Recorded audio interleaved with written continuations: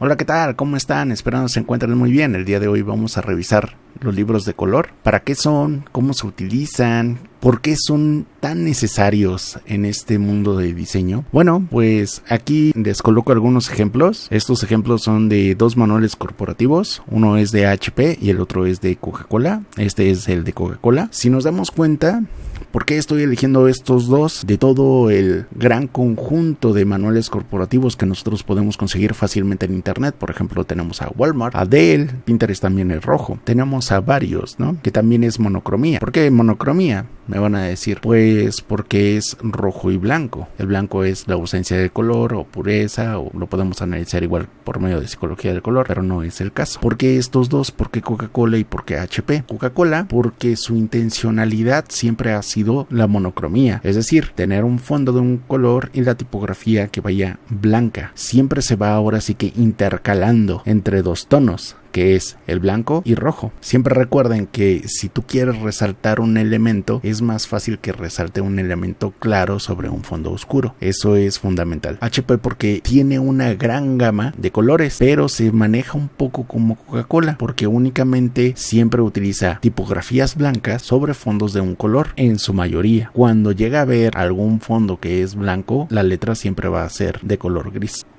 Bueno,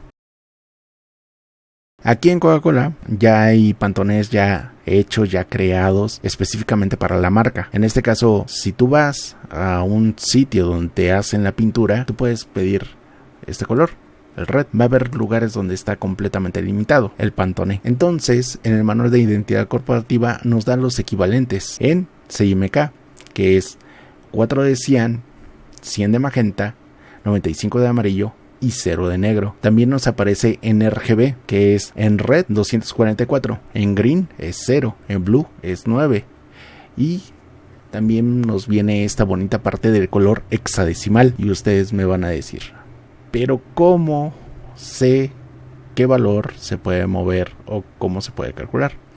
Para allá vamos. Pero antes de eso tenemos que analizar los libros de colores. Adobe tiene una gran variedad de libros de colores, pero actualmente en las nuevas versiones ya no vienen todos los libros anteriores. Esto es porque Adobe tiene convenio con esas empresas, en este caso con Coated, que son los creadores de la pantonera. Si digamos, tú cuando buscas en internet el pantoné, siempre te va a aparecer Coated o Solid Coated o Solid U Coated. O sea, vamos a tener esas pequeñas variaciones. Aquí, bueno, lo que es en la versión 2024 y la versión 2025, ya no tenemos esos libros de color. Entonces, para acceder a los libros de color, nos tenemos que ir, le damos un clic aquí a los libritos, seleccionamos libros de color y tenemos una limitada paleta de libros de color. Nosotros al seleccionar uno, aquí nos van a aparecer, son los colores que conforman a toda la familia. En este caso, a la familia AMPA color. Igual tenemos a esta otra familia. Si nosotros queremos cambiar de familias, solamente le tenemos que dar aquí a las flechitas y nos va a estar cambiando de familia en familia. Hay familias que tienen un color más cerrado y hay familias que tienen colores mucho más abiertos. Cada uno de estos pantones, cuando ustedes agarran y los seleccionan, a la hora de impresión se van a comportar completamente diferente a cuando utilizas el color en CMYK, en RGB o en hexadecimal. Cada uno de estos tonos tiene una variación completamente diferente dependiendo del tipo de máquina en la cual se va a hacer la impresión. En plotter, en impresora normal, en una water impresora. También hay cuestiones de termodinámica que también se aplica al color, tanto en color en frío como en color en caliente.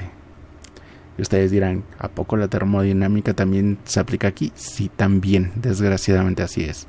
Por ejemplo, cuando nosotros tenemos colores que reaccionan, bueno, más bien cuando tenemos tintas que reaccionan al calor, estas tintas aumentan o disminuyen su tonalidad dependiendo del tipo de material al cual se quieran integrar.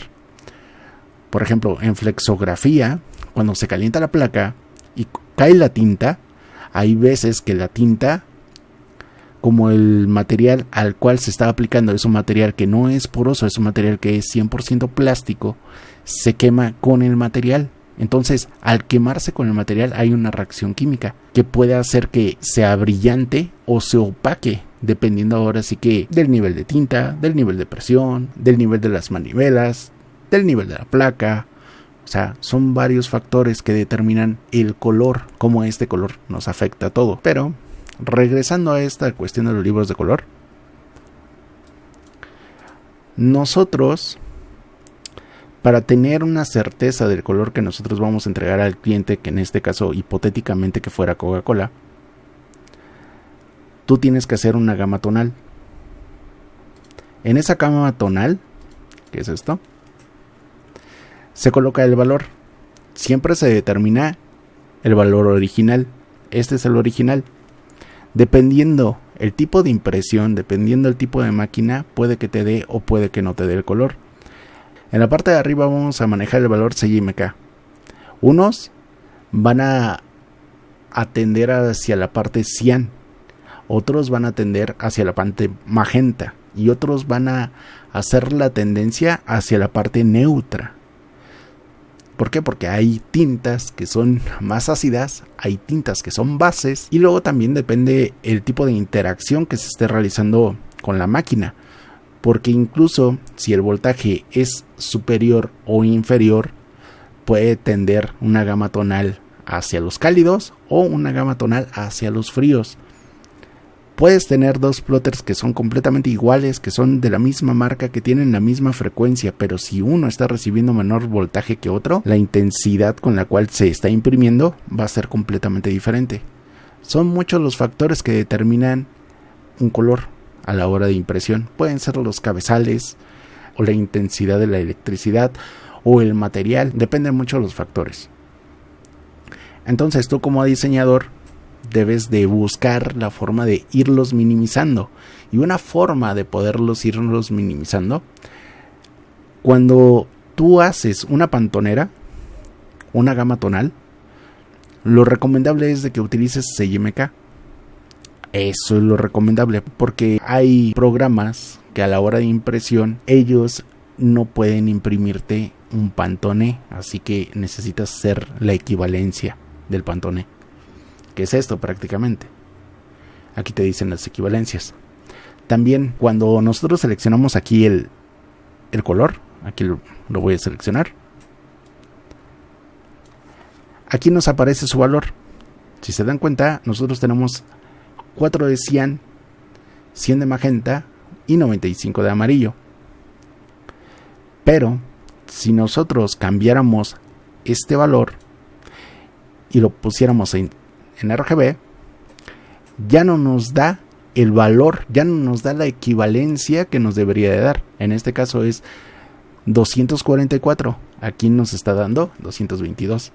Y ustedes podrán decir, bueno, es que es algo mínimo, pero créeme, para una máquina que se especialice en impresión, eso sí es bastante determinante. Nosotros, al ir modificando el valor, se va modificando el tono. Entonces, aparentemente este tono y este tono es el mismo. ¿Por qué? Porque es equivalente, pero hay una variación de tono. Uno es más claro y el otro es más oscuro.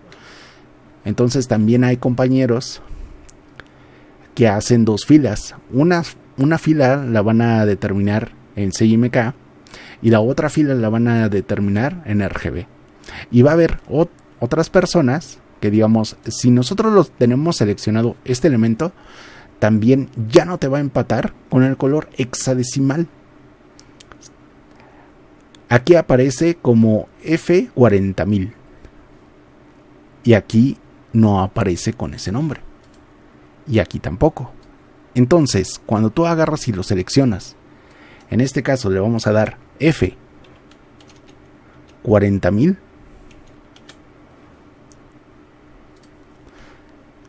nos da otro valor, nos da otro color. A pesar de que estamos siguiendo la indicación de tonos, el color es completamente diferente. Estos tres tonos aparentemente es el mismo rojo, pero no es así, porque cada uno toma una secuencia de color completamente diferente. Es por eso que hay máquinas que sí te van a interpretar correctamente el color, porque están configuradas para ciertos valores. Es decir, hay máquinas que están configuradas para la impresión en RGB, hay máquinas que están configuradas para los valores hexadecimales y hay máquinas que están configuradas para CMYK.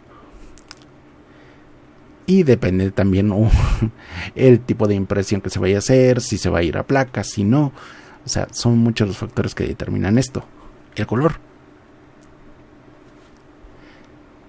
Que digamos, el color es algo determinante cuando se trabaja con cierto tipo de marcas. ¿Por qué? Porque esa marca quiere que su color sea lo más homogéneo posible en cada uno de sus productos. Entonces, es por eso que es necesario realizar pruebas de color.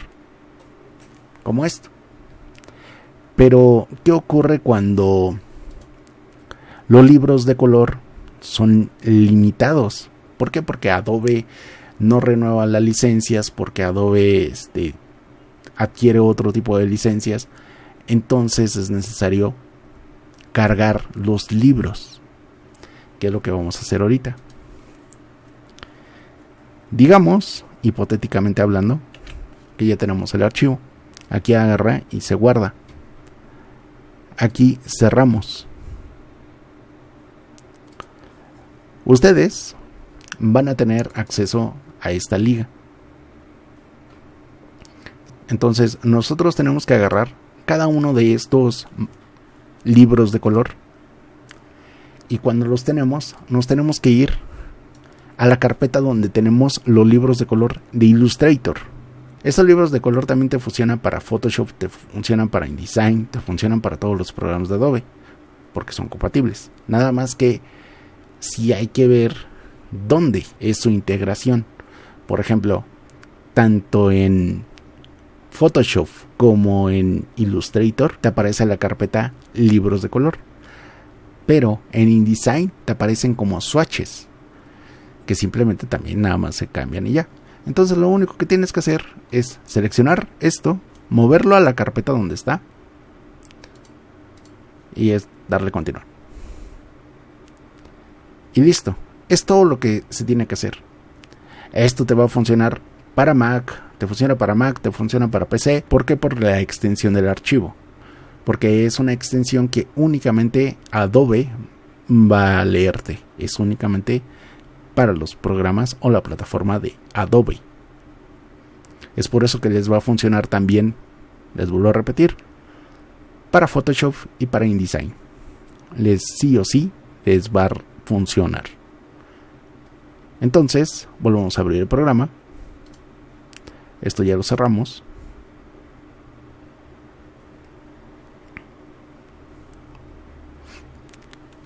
Al cargarse el programa, otra vez le damos aquí en los libros. Damos libros de color y ya tenemos todos los libros ya cargados. Entonces, al tener todos estos libros ya cargados, nosotros podemos seguir con la gama tonal. De hecho, estos son copias del color original. Entonces, se los voy a dejar tal cual para que ustedes lo vayan analizando. Y voy a trabajar en la segunda capa. En esta capa, nosotros tenemos que seleccionar, en este caso, los libros más comunes. ¿Cuáles son los libros más comunes? Coated. Lo que es Coated y Solid Coated y Uncoated son los libros más comunes que tenemos en cuanto a color. Y aquí ya depende cómo tú vayas a hacer la selección. Si no te convence alguno de estos, pues simplemente pasas a la siguiente librería. ¿Cuál es la diferencia del Coated al Uncoated? Bueno, que el Coated siempre va a ser brillante. El Uncoated es un poco más opaco. Yo recomiendo encarecidamente Color Bridge. Independientemente ahora sí que cómo sea la impresión, si es en offset, si es serigrafía, sea como sea el tipo de impresión, siempre vas a tener colores muy brillantes, colores muy vibrantes. O sea, es algo que yo les recomendaría sí o sí. Pero si no, tendríamos que seleccionar la parte de Solid Coated. Para no estarnos perdiendo aquí, simplemente le damos otra vez clic a los libritos, seleccionamos el libro de color y en este caso vamos a seleccionar Solid Coated. Solid Coated, y ya seleccionamos el color que nosotros vamos a aplicar. Recuerden que esto se hace con la finalidad de que ustedes vayan comprendiendo qué es lo que deben de hacer para encontrar un color. En este caso, un rojo que va a ser a Coca-Cola. Ustedes dirán, pero tienes el Pantone, tienes el número, tienes ya el código, tienes ya el valor. Sí, ya se tiene el color, ya se tiene el valor, pero depende cómo esté calibrada tu máquina, cómo esté calibrado tu material y sobre todo cuántas pasadas va a tener. ¿Por qué? Porque no es lo mismo un material que va a tener una pasada, 2 pasadas, 3 o 4 a un material que va a tener 10 pasadas. ¿Por qué? Porque un material que tiene 10 pasadas o 12 pasadas, ese material va a ser o más brillante o más opaco, dependiendo ahora sí que el tipo de tinta que se esté utilizando. O sea, es por eso que la calibración de color sí o sí lo debes de hacer de una forma meticulosa para llegar a un cierto resultado. En este caso, a un color rojo. Seleccionas el recuadro y hay que colocar este nombre a cada una de las casillas.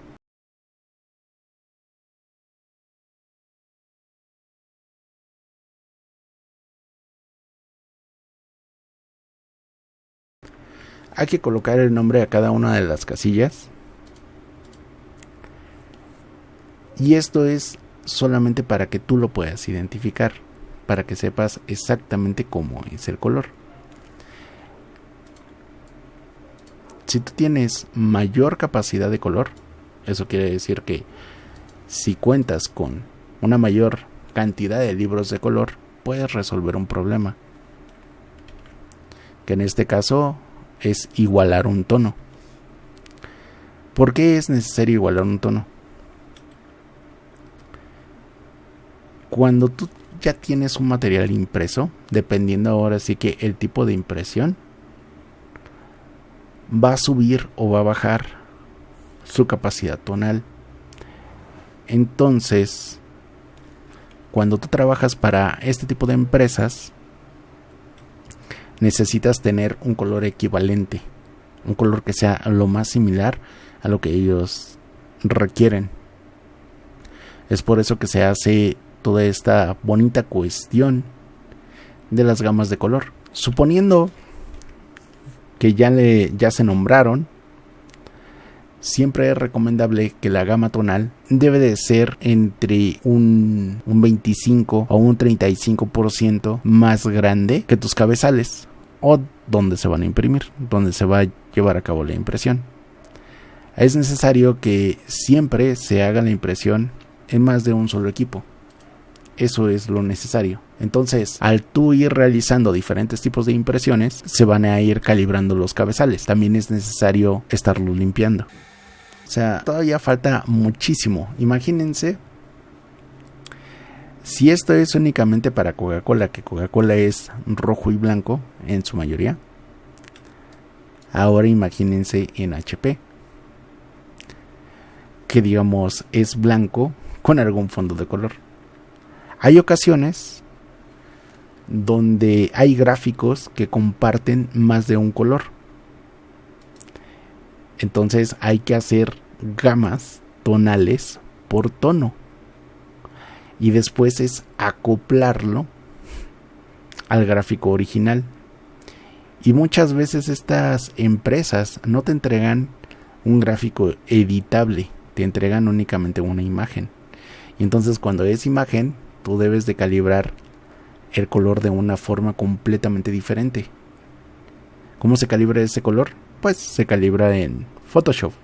¿Y cómo también se puede calibrar? Bueno, es que hay varias formas de calibrar un color. Uno es que tengas un monitor ya calibrado. El otro es de que tengas un calibrador instalado en tu monitor. Y otro es de que tengas una configuración abierta a plotter. Es decir, si tú tienes una configuración abierta a un plotter, te dice exactamente cuánta tinta va a emplear y en qué cabezal va a emplear la tinta para que te salga bien la impresión. Se escucha algo bastante sofisticado y en buena medida sí lo es, porque sí se necesita cierto conocimiento técnico para llevarlo a cabo. También se puede ahorrar todo este trabajo si la persona que es la encargada de la impresión sabe hacer perfilaciones dentro del ploteo. Si sabe hacer perfilaciones, créanme que a ustedes les va a facilitar muchísimo. Y si no lo sabe hacer, ustedes como diseñadores van a tener que calibrar el color a mano. Y es algo complicado. Entonces, para que ustedes sepan cómo calibrar color, es saber utilizar los libros de color. Que créanme que les va a ayudar muchísimo.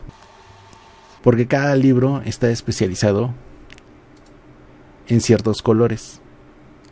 Hay libros de color que están especializados en los amarillos, hay libros en color que están especializados en los magenta y hay libros de color que están especializados en los cálidos, en los fríos, en los neutros. Eso les puede ayudar bastante. Es por eso que hay familias que son más grandes y hay familias que son mucho más pequeñas. Depende mucho lo que ustedes quieren realizar. Y depende mucho de la máquina donde ustedes lo van a realizar. El ejercicio en esta ocasión es que ustedes exploren la librería de color, que ustedes realicen gamas tonales de todos los colores de HP, desde el red, el magenta, el orange, el yellow, todos y cada uno de ellos, con las librerías que les voy a dejar. Y también les voy a dejar los manuales de identidad corporativa para que también le echen un ojo, porque también es algo que hace falta pulir bastante. Una cosa es realizar un elemento vectorial y otra muy diferente es acomodar el elemento vectorial que nos sirva no solamente de ilustración, sino que también nos sirva para dar un mensaje, porque esa es la finalidad, comunicar. Un diseñador debe de tener la facilidad de poder comunicarse y es necesario estudiar la psicología de color, el mercado al que nosotros queremos aspirar, cómo son el tipo de ilustraciones que nosotros debemos colocar, cuáles son los tipos de fuente que debemos utilizar, porque hay fuentes que son de caja alta, caja baja y hay fuentes que están más alargadas, más onduladas.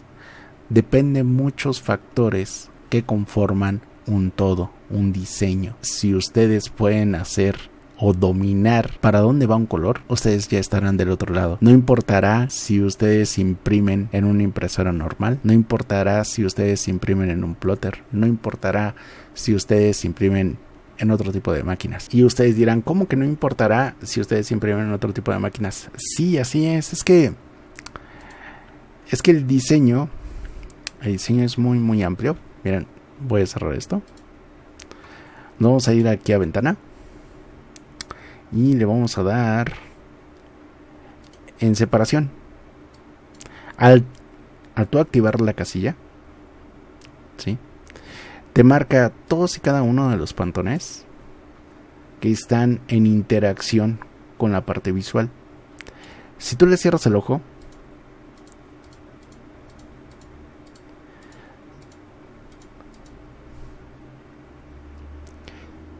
Si tú les cierras el ojo, vean todo lo que ocurre. Y ustedes dirán, ¿pero por qué únicamente esos pantonés? Fácil, porque estos pantonés son pantonés directos. Entonces, al ser pantonés directos, ya están fabricados. O sea, ya es un color ya hecho por sí solo. Es una tinta plana. Entonces, como son tintas planas, la computadora lo sabe interpretar de que, es que esa es una tinta plana.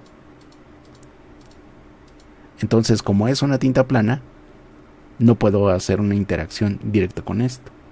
Pero ustedes me van a decir, pero ahí tienes al Pantone de Truman, o tienes al Pantone de Focaltone. Sí, pero esos dos pantones no son pantones puros, son pantones, hay algunas veces que les dicen que son pantones esclavos, hay algunas veces que les dicen que son pantones compuestos, o son pantones impuros, también llegan a tener esa definición. Y es que son impuros porque como no son tintas directas, dependen del cian, del magenta, del amarillo y del negro. Y ustedes dirán, ¿cómo? Fácil. Al nosotros cerrarle el ojito al canal negro, vean cómo cambia el color.